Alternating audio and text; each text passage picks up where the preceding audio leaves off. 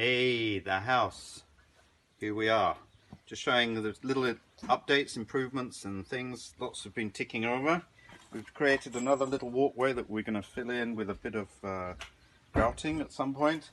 Then we've got our outdoor shower, which was almost there. We're going to have a door on here made with sustainable bamboo. So we're going to get that going together. That's going to be finished. And then inside, excuse me, Joe. We're going to show you what's happening inside.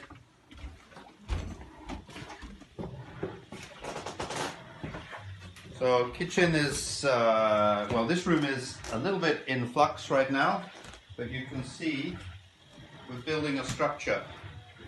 So we're going to build here a changing room, basically. And here is where the sink is going to be, right here, for the bathroom. Here, we've got a lighting area here that will light both sides of the changing room that will be enclosed with a sliding door. Here will be the art table, as usual, as it used to be. But on top, we're going to have a special Zen sleeping area with a tatami mat built on top and some storage. And also it's going to be like a little bit self-contained. If I come late at night and I have guests, I can have somewhere to sleep. That's the house. Have you stayed? What can you bring? Instagram @HaveYouStayed. Out.